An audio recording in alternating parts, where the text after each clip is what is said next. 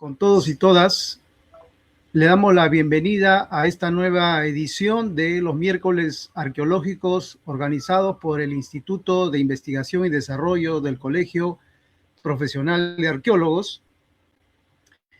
En esta oportunidad vamos a presentar al licenciado Hernán Hurtado Castro, que nos va a exponer su ponencia sobre el mercado de trabajo de la arqueología peruana, tipos prácticos CF Data. Antes de iniciar, quisiera dar un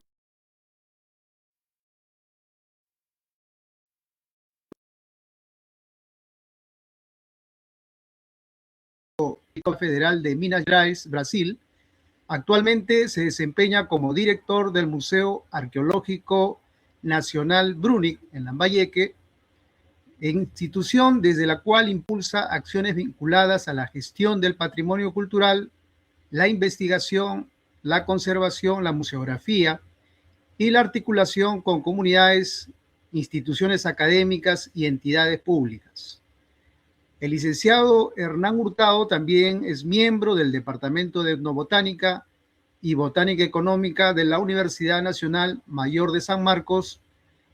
Sus líneas de investigación se orientan a la arqueología etnobotánica andina, los saberes tradicionales, los estudios del patrimonio y la relación entre materialidad, memoria y sociedad. Nuevamente agradecemos a todos por su presencia y enseguida doy pase al licenciado Hernán Hurtado para que nos exponga su trabajo de investigación. Muy buenas tardes, licenciado.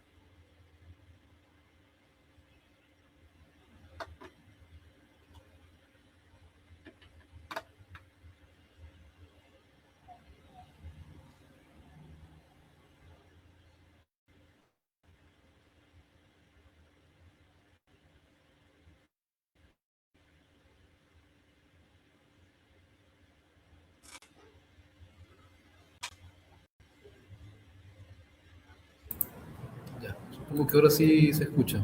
Sí se escucha bien. Vamos a empezar.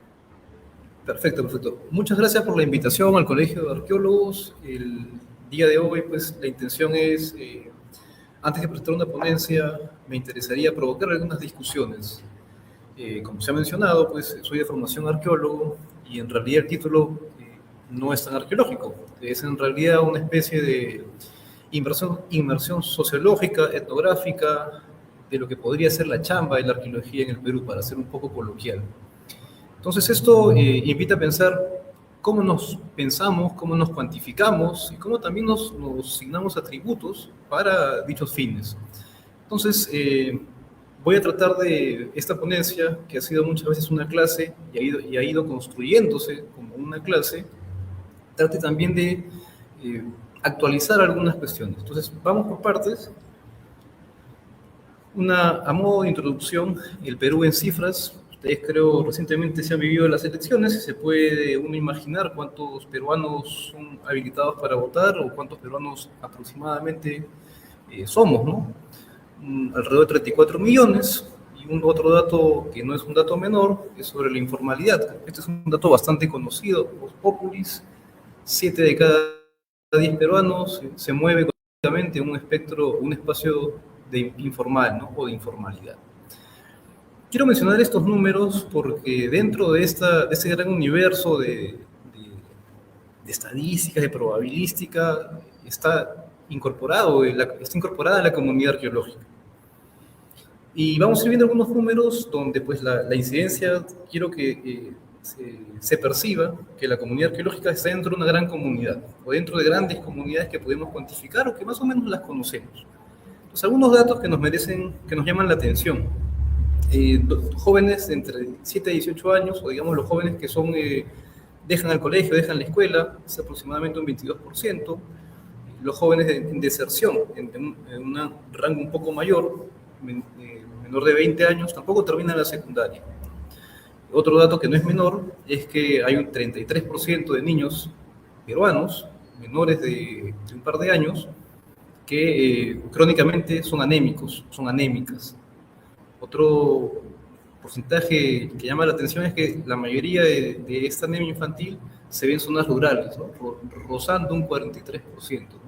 4 de cada 10 niños en zonas rurales tienen anemia crónica, ¿no? Eso debería llamarnos la atención porque más adelante, si lo vemos en cifras muy sencillas, serán posiblemente, o serán futuros especialistas, profesionales, futuros peruanos, como se les quiera ver, y entre ellos también futuras arqueólogas y arqueólogos, ¿no?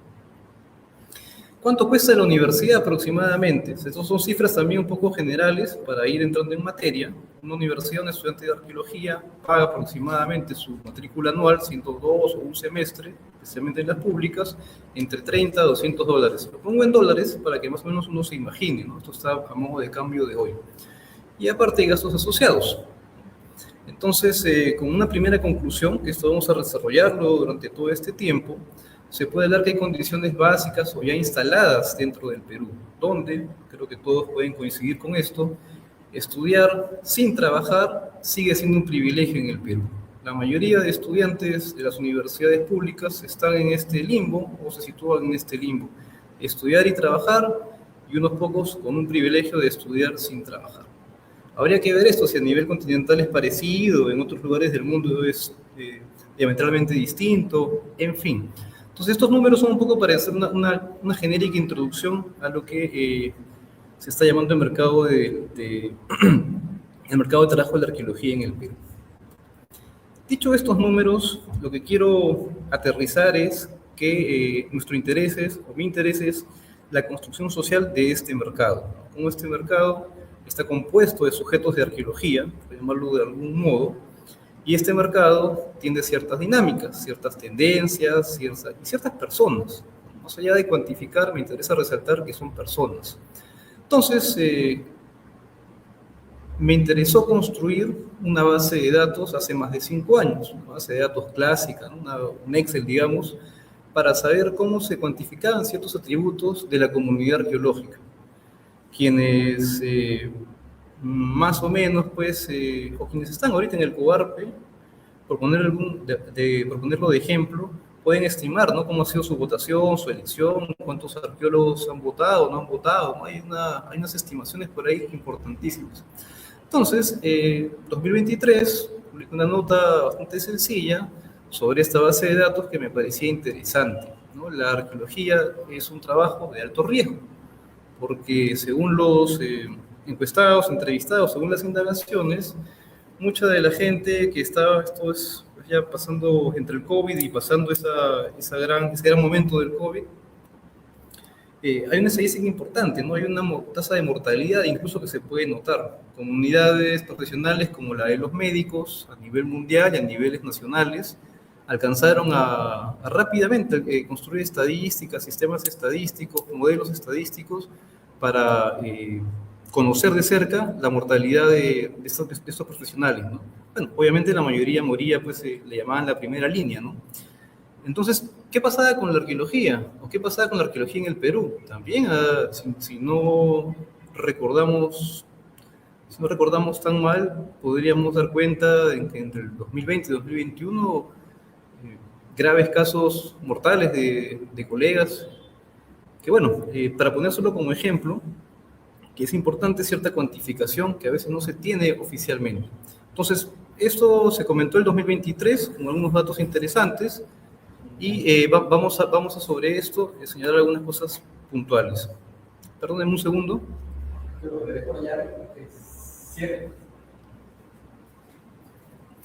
Entonces, vamos a entrar en materia.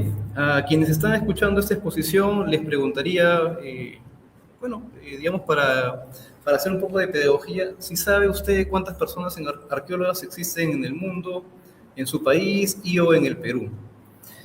A mí me chocó bastante saber que en otros países sí se tienen bases de datos oficiales, construidas, constantemente actualizadas, para saber sobre ciertos nichos profesionales. Sin embargo, en el nuestro todavía eso es fantasmagórico, ¿no? No hay bases de datos donde uno pueda consultar libremente cómo se está moviendo cierta profesión. Y bueno, somos parte de ello. Entonces, aprovechando esta pregunta, mientras van ahí cavilando, tratando de sacar cuentas, me preocupó esta pregunta. Y esto pues hace más de 10 años. Y esta pregunta se le hacía a los profesores de arqueología, a los directores de las escuelas de arqueología, a los decanos, paz decanos del COARPE, para más o menos estimar números. Y en efecto, la mayoría de nosotros, por nuestro propio ejercicio, nuestra propia cotidianidad, podemos inferir algunas grandes cantidades, acercarnos a grandes cantidades, pero obviamente no conseguí un dato oficial, ¿no? Conseguí informaciones fragmentadas. En un momento dejó de existir el famoso RNA, Registro Nacional de Arqueología, si no mal recuerdo, y también había un número, ¿no? En el caso del Colegio de Arqueólogos, la colegiatura también lleva un número que te permite más o menos estimar por qué número de colegiado van, teniendo en cuenta digamos, los que dejan de existir y no. Entonces, nuevamente, hay como vacíos sobre informaciones que nos podrían facilitar desde saber cuántos somos hasta tomar decisiones. Entonces, volviendo a la pregunta, si alguien supiera esto, pues podrían echar un número para ir jugando sobre la estadística. Haciendo esta misma pregunta, he tenido diversas respuestas en diversas oportunidades, y es interesante cómo algunos atinan cercanamente al número y otros no. Entonces, vamos a ir dando respuesta. Esta es una estimación, este es un dato, digamos que no es a rajatabla la cantidad exacta, pero sí me parece interesante porque, digamos, esto debería estar constantemente actualizado, ¿no? Deberíamos saber cuántos somos exactamente. Entonces me tomé la molestia de hacer unas indagaciones por todos los lados posibles. Ahorita vamos a mostrar un poco de esto, para saber cuántos somos. Esa vieja idea del censo, por más que instale algunas categorías forzosas, me parece oportuna, válida, y creo que sería bastante útil para tomar decisiones y para también poder aterrizar o materializar algunas políticas públicas, ¿no? Incluso para el ejercicio privado. Entonces, esta demografía me llamó la atención. Esto lo inicié el 2020, momentos antes del COVID, y digamos hasta ahora he seguido actualizándola, ¿no? Pensando en que esto podía fallar o que necesitaba corregir algunas cosas, ¿no? Sin embargo, esto se sigue cumpliendo. Han pasado casi 6 años y más o menos la estimación va en ese punto. No ha habido ninguna corrección. Entonces, ¿cuántos arqueólogos somos? Y les pregunto de nuevo, con título, basado en algunas bases de datos que he comentado aquí rápidamente, con título se estima ahora que son menos de 5.000 arqueólogos. Menos de 5.000, por ahí van con título, ¿no? Colegiados habilitados, según el último registro, creo que son menos de 2.000 y pico. Entonces, esos datos son interesantes y son, digamos, de mucho valor. Y por otro lado, la estimación, las personas arqueólogas, ¿no? Acá estoy contando desde gente que estudia arqueología, gente egresada, bachilleres y todo, digamos, toda esa demografía que está asociada a la arqueología. Todavía no llevo yo un registro de técnicos en arqueología, me parece que en algunos casos ya hay ese oficio como técnico en arqueología, ¿no? Sin embargo, para centrarnos en lo que podría ser una comunidad de arqueología, la idea parte en que son egresados, bachilleres o que han estudiado un pregrado en arqueología. Entonces, esta estimación poblacional, demográfica, debería ser parte de ciertos análisis, o debería ser acompañado con ciertos análisis. Pero bueno, acá tenemos una primera ilustración de cómo se compone esa demografía arqueológica, ese universo de arqueólogos, ¿no? Entonces, vamos a recapitular. Con título se puede hablar estimadamente de 2.300, digamos, colegiados habilitados y cerca de 3.000, o un poco más de 3.000 con título. Y en el caso de personas arqueólogas, como les decía, desde estudiantes hasta personas con máximos o con altos grados, se estimaría bordando los 10.000, más de 10.000, más o menos, ¿no? Entonces, estos datos tengámoslo en cuenta porque parece solamente un número, pero me parece que podría catapultar reflexiones y aterrizar otras cosas que como podemos ver más adelante. Entonces, algunos lugares o instituciones que, formalmente se les ha pedido la información, pero normalmente eso no sucedía, ¿no? No lo comento esto a modo de decir no me han apoyado, no me dieron información, sino que normalmente había problemas administrativos. El mismo colegio de arqueólogos cambia cada 2 años y a veces eso complica también acceso a algunas informaciones. Las escuelas de arqueología, del mismo modo, algunas gestiones pues cambian cada año, a veces a los pocos meses, y la concentración o la construcción de bases de datos de este tipo suelen ser lo menos importante, ¿no? O por ahí están los datos flotando y no hay una consolidación de los mismos. De igual manera, con algunas ex autoridades de la Dirección de Gestión de Patrimonio Arqueológico tenían una estimación de este universo, ¿no? Y otra base de datos que consulté fue SUNEDU. En SUNEDU hay interesantes hallazgos, porque si bien esto recién lo estamos comentando, estamos hablando acá de, podría ser una gran mayoría, y obviamente lo es, de ciudadanos con DNI peruano, pero también hay extranjeros, que es un dato mucho menor, pero vale la pena mencionarlo. Entonces tenemos, para resumir esto, 4 lugares, instituciones que han facilitado algunas de estas informaciones. Sin embargo, volvemos al punto central. No hay una consolidación, no hay una oficialidad de este tipo de base de datos. Bueno, esta era la pregunta. Si la anterior pregunta era, ¿saben cuántos arqueólogos existen en el Perú? También les podría preguntar, ¿sabe usted cuántas personas arqueólogas fallecen en el mundo, en su país y en el Perú? Entonces, a propósito del COVID, esa estimación me permitió, pues, simplemente hacer esta muestra, o, digamos, colectar ciertas observaciones y presentarlo de esta forma. Repito, se está hablando de personas, pero me interesaba en ese momento, en el 2020, tratar de mostrar esta preocupación, mostrar esta gravedad.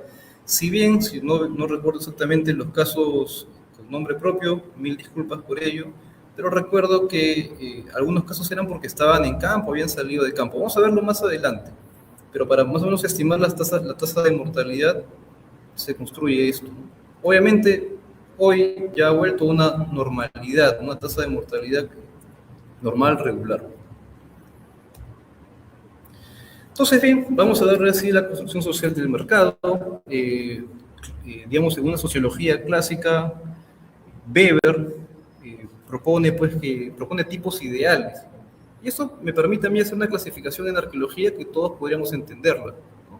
Hablando de estas 6 formas de acción social. La primera de ellas, acción racional con arreglo a fines, que podría pues ejemplificarse con los contratos, los famosos CIR, las PMA, la arqueología de contrato, la arqueología de licenciamiento ambiental. En un segundo tipo de acción social se puede hablar de la acción racional con arreglo a valores. Podríamos ejemplificarlo quizá con la investigación, con cuestiones de gestión, con cuestiones de alta vocación. Un tercer punto, una acción afectiva, que tendría que ver pues, con la identidad, motivaciones comunales, domésticas, personales, familiares. Una última acción sería la tradicional, vinculada a hábitos heredados, a veces jerarquías que están pues, predispuestas en nuestro entorno social y nos llevan por la arqueología, ¿no? Por ejemplo, no sé si existen nietos de arqueólogos, sí sé que existen hijos, hijas, ¿no? Familias de arqueólogos, y eso pues se puede vincular a una acción tradicional. Los tipos ideales de Weber, si bien sirven teóricamente, sociológicamente, nos permiten explicar una construcción social del mercado de trabajo del arqueólogo, me preocupaba cómo categorizar para medir observaciones de la comunidad arqueológica. Esto me sirve, los tipos ideales, obviamente me sirven. Sin embargo, también me limita. Y se me ocurrió, para darle estabilidad a ciertas categorías, he propuesto unos tipos prácticos. Los tipos prácticos no son lineales, no son acumulativos, sino tienen ciertas peculiaridades. Esto ha sido construido a partir de los datos que les he comentado. Entonces, rápidamente, se puede hablar de la comunidad arqueológica. Necesariamente todos pasan por ser estudiantes, algunos años o tiempos que otros, pero esa es una normalidad. Luego tienes diferentes formas en las que se va conglomerando, acumulando cierta población. Me quiero referir especialmente a los consultores, a los que se autoperciben o perciben como consultores, y a los servidores públicos. La mayor cantidad o la mayor concentración demográfica en arqueología se encuentra en gente que se percibe como consultora. seguido de los servidores públicos, pero básicamente en los consultores. Y después se encuentran dos pequeñas minorías, que son académicos e investigadores, y los docentes.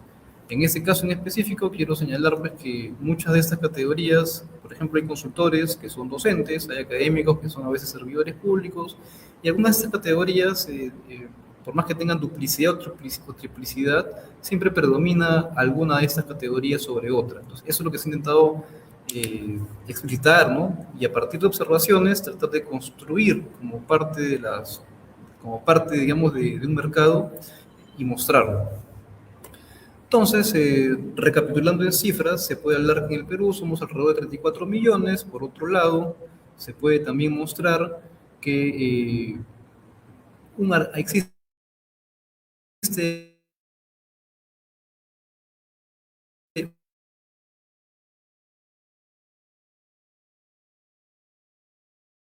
un arqueólogo,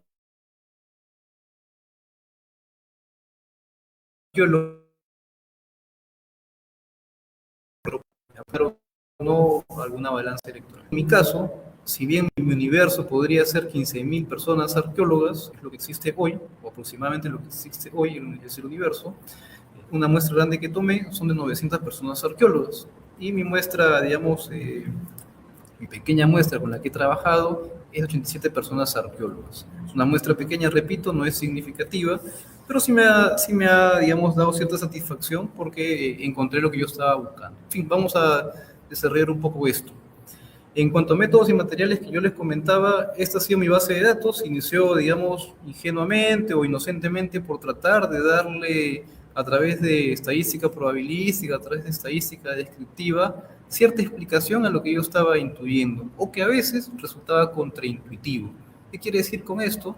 Por ejemplo, en la estadística descriptiva clásica se asume que si la mayoría de la población tiene madres y padres con educación superior, educación universitaria, es altamente probable que los hijos también tengan educación superior alta. Entonces, esto sí resulta en ciertos casos, pero a veces hay cuestiones contraintuitivas, ¿no? Que en el caso de arqueología, al menos en los muestreados que han nacido en los 80s, 90s, la mayoría de ellos son la primera persona que estudia en la universidad, ¿no? Entonces, eso me interesaba explicar porque digamos, está ahí cierta frecuencia, cierta estadística está flotando ahí y le prestamos poca atención, a pesar que a veces está muy cercana a nuestra intuición o a veces resulta contraintuitivo. Otra base de datos, que esto se le pidió a SUNEDU por transparencia, alcanzó toda la información de bachilleres, títulos, posgrados en arqueología que están inscritos en el Perú. Me llamó mucho la atención, por ejemplo, que en el ámbito nacional, yo no sabía que la Universidad Católica de Santa María había producido en el 2016 un bachiller en arqueología y en el 2017 un titulado en arqueología.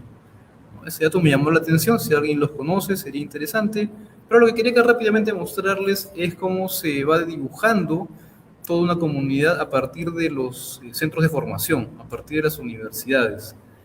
Yo había contado 9 escuelas de arqueología, resulta que son algunas más, algunas menos, y eso nos debería llamar la atención porque es de donde se debería componer toda la data. Y bueno, SUNEDU de cierta forma maneja lo que son grados y títulos. Y el Colegio de Arqueólogos maneja por su lado pues, a los colegiados, habilitados, básicamente los licenciados y quienes son, o quienes tienen más grados que magíster y doctor, ¿no? Entonces, vamos por acá. Otra vez, en el caso de las escuelas de arqueología, que son donde emergen los estudiantes o donde se componen los estudiantes de arqueología, se tienen estas universidades. Aquí pues marqué lo de la Universidad de Chimbote porque me llamó la atención. Supe la noticia el año pasado que se creó una escuela de arqueología, sería la segunda universidad privada, al menos con una escuela abierta de arqueología, la UDEP de Piura, y después pueden ver todo ese listado de universidades, ¿no? Sería interesante que tuviéramos, o sería interesante tener la estadística completa, real, consolidada de estudiantes, bachilleres, egresados. Creo que eso facilitaría muchísimas otras cosas. En fin, esto creo que solamente para poner en cuestión el asunto. Entonces vamos a resultados, que es lo que que es digamos, lo que alimenta a veces el morbo. Se ha tratado pues también de ser respetuoso, porque las categorías que yo he construido, por más que intenten ser neutrales, es imposible. Y a nivel de, digamos, de ver la variación o cómo se comporta la comunidad arqueológica en cuanto a género, si quieren decirlo de esa forma, encontré esto, ¿no? Y por más que iba creciendo la muestra, por ahí se estimaba algunos porcentajes más, menos, pero más o menos se ha mantenido. Con esto no quiero decir que esto a rajatabla sea como se autopercibe la comunidad arqueológica, sino como una muestra, todavía como un dato introductorio. Muchas veces, como ustedes sabrán, quienes son entrevistados o encuestados por cuestiones morales, políticas o de diversa índole, no tienen a veces una declaración íntegra, total, completa de ciertas percepciones. En todo caso, esto me llamó la atención y busqué contrastarlo, busqué otras subunidades para poder saber si esto se repetía, se compartía, y en efecto, se repetía. Y bueno, suelen haber algunas especificidades, suelen haber algunas cuestiones que salen un poco de la normalidad. Por ejemplo, el 2024, la Escuela de Arqueología de la Universidad Nacional Toribio Rodríguez de Mendoza se comportaba un poco así. Teníamos una cantidad, digamos, toda la población de estudiantes de arqueología se manifestaba en un casi 48% de considerados hombres y un 52%, un poquito más, mujeres. Sin embargo, había un salón donde habían 8 estudiantes, 7 de ellas declaradas o percibidas mujeres y uno declarado ser hombre. Salvo esa especificidad, con el resto de la Escuela de Arqueología se contrastaba esto. Este mismo muestreo, digamos, lo hice también en otras entidades, instituciones donde se concentran estudiantes de arqueología, egresados de arqueología o profesionales, y se comparte. ¿Qué quiero decir con esto?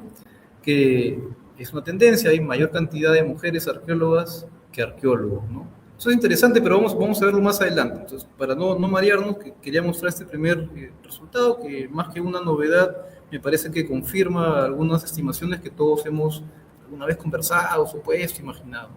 Es más, yo podría acá incluir que hay mucho más mujeres que el resto de declarados autopercibidos como hombres o como lo que fuere. Hay más cantidad de declaradas mujeres. Pero bueno, vamos a verlo poco a poco. Lugares de nacimiento. Inicialmente mi muestra tenía ciertos defectos y eso me costó entenderlo y corregirlo en el tiempo, pero luego saltó esto, que era buscar dónde nacían la mayoría de arqueólogos que viven, que existen, ¿no? La comunidad de arqueólogos mayoritariamente, ¿dónde están naciendo? Y bueno, pues es una novedad, el centralismo peruano también se repite, se reproduce en la comunidad arqueológica. Y bueno, en cuanto a residencia, por más que muchos nacen en Lima o se quedan en Lima, también hay un desplazamiento de quienes no nacen en Lima. Ese centralismo sigue siendo un imán de ubicarse en la comunidad profesional, de ubicarse en el mercado, por decirlo de algún modo, ¿no? Entonces eso llama la atención porque a veces pareciera que la mayor cantidad de arqueólogos debiera estar en campo, en actividades diferentes a concentrarse en Lima. Bueno, eso, aunque obvio, llama un poco la atención. Con los últimos años también han aparecido estudiantes de arqueología de Venezuela, estudiantes de arqueología de Chile, estudiantes de arqueología europeos, europeas, y son un dato menor, o son un dato demográficamente menor, pero llama la atención también, porque en comparación con otros países sudamericanos, pareciera que el Perú tiene una mayor atracción para estudiantes no peruanos a llevar arqueología en el Perú.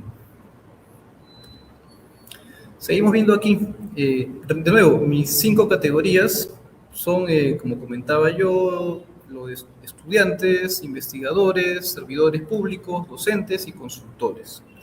Si pueden ver la leyenda de la derecha, la mayoría se concentra, bueno, los licenciados mayoritariamente son consultores, igual que los bachilleres. Entonces, esa concentración es lo que a mí me llamaba la atención, cómo explicarla, cómo mostrarla, cómo contrastarla.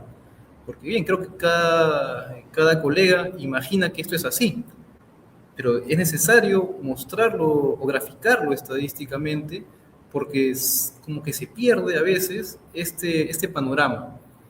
otras cosas que van acompañadas de esto. Por ejemplo, hay una bajísima cantidad de profesionales especializados con doctorados o con postdoctorados o con posgrados en general. Es bajísima la cantidad. Entonces, eso también llama la atención. Se concentra siempre mucho en una demografía titulada, por decirlo de algún modo, y eso también reduce ciertas posibilidades, reduce otras cosas. Pero eso es lo que yo quería mostrar, porque somos una población mayoritariamente titulada. Entonces, ¿se podría invertir esto? Creo que sí, pero hay como una sensación en que titularse es como la panacea, y esa idea creo que debería desinstalarse, o si es que está muy instalada, tratar de subvertirla. Creo que el potencial de la arqueología peruana debería manifestarse también en los posgrados y en las investigaciones. Pero bueno, sencillamente quería mostrar esto porque me parece oportuno y también permite, quien esté pues, acompañándome con la gráfica, permite también evocar ciertas reflexiones y ciertas preocupaciones reales. Los ingresos. Esto también llamaba la atención porque la preocupación es real, ¿no? Advierto esto con una conclusión rápida: la arqueología sigue siendo precaria, sigue siendo de alto riesgo. Algunas cosas pues, que cuestan decirse es que nuestras universidades públicas tienen cierto grado de deficiencia, ¿no? Y eso para corregirse va a tomar tiempo, otras formas. Entonces, el mercado ciertamente nos ubica con ciertos costos. Y es preocupante a veces pensar solamente, y eso es una crítica de modo muy profesional, muy amable a mis colegas, pensar a veces en tarifarios no va a resolver que un arqueólogo gane más o menos. Me parece que por el contrario, los reales tarifarios son construcciones sociales, son acuerdos, son también luchas, pero también son sobre todo cierto sentido común que no se construye en nuestro ámbito. Entonces terminamos siendo una minoría o una población vulnerable que ni siquiera tiene poder para establecer sus costos de trabajo, sus costos de fuerza de trabajo, o como se le prefiera llamar. Y esto es grave porque se reproduce la precariedad y entra en un bucle que sin este tipo de reflexión creo que cuesta salir. He tratado acá de esquematizarlo entre dos categorías clásicas, hombre-mujer, y una tercera que sería no binario, ¿no? Pero igual, creo que se reproduce cierta precariedad. Vale decir, o para que se pueda mostrar, la mayoría de arqueólogos todavía tiene mejor ingreso que las arqueólogas. Ese es un dato como para mostrarse, porque a veces se cree que eso ya se invirtió, y todavía no es así. Todavía esta predominancia que, bueno, es parte de, ¿no? Avanzando rápido con los resultados, me interesaba más que mostrar, porque también es un morbo y yo quiero ser muy respetuoso de las cifras que estoy llevando y que he colectado y que cada entrevistado o entrevistada ha cedido pues, con confianza, con confidencialidad, es también no alimentar esos morbos, ¿no? Cuando se pregunta sobre identidad ideológica o ciertas preguntas, a mí me sorprendió ver ciertas cifras. Pero ya con el tiempo, al volver a preguntar, al volver a muestrear, a hacer pequeñas estadísticas, eso ya no parece interesante, ya no parece ser no parece ser algo, no parece tan descabellado. He preferido tapar la gráfica porque creo que eso por ahí que alimenta el morbo y me interesaba mostrar que se puede hacer estas mediciones. Igual es en distribución de edades. Evidentemente, como he aplicado una bola de nieve, la mayoría de gente que he podido contactar o que facilita alguna información ha sido en torno a mi núcleo generacional, núcleo etario, ¿no? Si esto crece un poquito más, no cambia mucho. Como les dije, si bien especifico mi muestra en 80 y pico personas, esto se lleva con casi 900 personas. Otra cosa que me llama la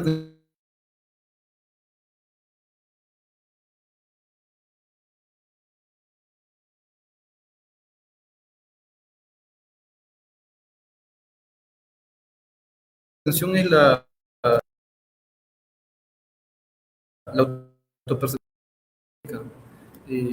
Yo esperaba por eso, o poner nuevas categorías. Bueno, dos arqueólogas o dos personas arqueólogas comentaron ser pocamas, ¿no? A mí me llama la atención porque si lo vemos desde un horizonte bastante general, Nos cuesta pensar que las identidades étnicas también están fluyendo, encontrándose, mezclándose, interactuando dentro de la comunidad de arqueólogos, ¿no? Y eso vale para cualquier identidad étnica, pero insisto, no hay una base de datos oficial para poder cruzar ello. Y sería importante, porque así podríamos mostrar que nuestra identidad o las identidades étnicas están visibles en arqueología, y no por el contrario, que parecen lejanas, distantes, ¿no? Parecemos a veces arqueólogos, como dice acá en la mayoría, ninguna identidad étnica, cuando yo creo que por el contrario, sí, estas están muchas veces palpitando, vibrando en el quehacer arqueológico. Entonces, esta forma de presentar esta construcción social me lleva a ciertas conclusiones. No quiero extenderlo con estadísticas,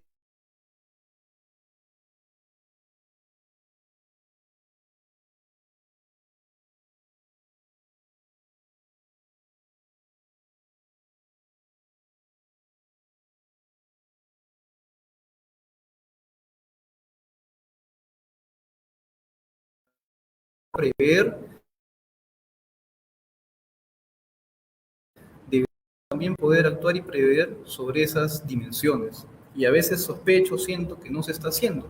Si sabemos cuántos somos, creo que podemos tomar mejores decisiones. Si sabemos cuántos somos y además sabemos ciertos atributos acorde a nuestra profesión, podemos tomar no solo mejores decisiones, sino sabias decisiones y adelantarnos quizá a las temporalidades negativas, a las vacas flacas, a momentos difíciles. Aprovecho también que esta invitación hecha por el Colegio de Arqueólogos, compartirles o invitarles a ese tipo de construcción de base de datos, que más que un gasto es una inversión. No hacer este tipo de base de datos resulta caro, hacerla puede resultar rentable en muchos sentidos, no solo en el económico, sino pensar en que la comunidad arqueológica es vulnerable. Entonces, vamos a tocar algunas conclusiones y volver rápido a uno de los cuadros que les mostré temprano. Primero, esto no es concluyente, y me llama mucho la atención que el bolsón de arqueólogos jóvenes, que es el que demográficamente supera los 5.000, actualmente se considera o se autopercibe como freelance, para de cierto modo explicar su trabajo rápido, común, así como el fast food, hay como un freelance con algunas formas de trabajo en arqueología. A mí eso me parece, aunque, bueno, podrían criticar, ¿no?, que es un asunto de libertades económicas, me parece preocupante, porque en el tiempo eso fragiliza la propia profesión y fragiliza también o reproduce esa precariedad ya existente. Como una primera conclusión, esto no es concluyente, siento yo que a pesar que hay hallazgos y resultados, esto necesita siempre contrastarse, incluso corregirse. Me parece que en estos últimos 5 años a mí me costaba corregir, entender ciertos estadísticos que al principio los subestimaba, desde un chi cuadrado hasta un análisis logarítmico, para saber que ciertas tendencias ya están actuando, ya están pasando. Segundo, he tratado de todo tener una terminación de edad. La precariedad. Según lo reportado oficialmente, hay una alta precariedad y alrededor de 8 de 10 arqueólogos que han estado en campo informan que han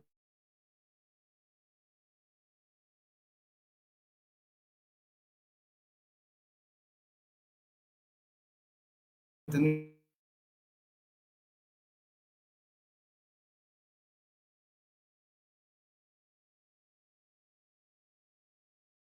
alguna complicación de salud. La tendencia de la informalidad más alta, por esas cosas que ya hemos comentado, ¿no? Y esta informalidad, aunque yo no quiero ser acá un maniqueísta de la informalidad, no quiero señalar que es malo o buena, sino simplemente quiero señalarla como una realidad, donde el trabajo muchas veces no tiene un contrato, no tiene las cosas claras, y eso nos lleva a una normalidad perversa, que es el alto desempleo. De los 900 encuestados, más de la mitad ha comentado que ha tenido altos o largos tiempos de desempleo, medio año, un año, o simplemente saltando de meses tras meses, buscando paliar el empleo, buscando empleo. La correlatividad, yo no encuentro, porque he visto diversos factores, para tratar de explicar por qué hay esta precariedad, y en realidad lo que encuentro son correlaciones, desde la formación, que me parece importantísima, especialmente lo que atañe a competencias. En la mayoría de estas escuelas de arqueología somos formados como arqueólogos clásicos, en una arqueología clásica, una arqueología tradicional, y no quiero decir el mercado en términos liberales, sino la realidad demanda ciertas nuevas competencias, cierta aceleración en cómo se recibe, usa tecnología, bueno, y otros temas correlacionados. Y no se puede pensar, siendo una comunidad tan pequeña, que tenga precariedad laboral o falta de empleo. Por el contrario, el estímulo, el fomento debería estar acompañado de ello, ¿no? Y como ejemplo solo quería mostrar lo de las municipalidades. Si no estoy mal, son más de 500 municipios en el Perú, y entre los municipios la mayoría de ellos tienen, por poner un ejemplo solamente clásico, sitios arqueológicos monumentales, donde por lo menos debería un arqueólogo estar, si no ubicado, contratado, ¿no? Creo que por ahí hay una brea que se debe tomar en serio para con el tiempo poder pensar en desprecarizar la arqueología, en superar algunas taras de la arqueología tradicional. Y un último punto es la creatividad.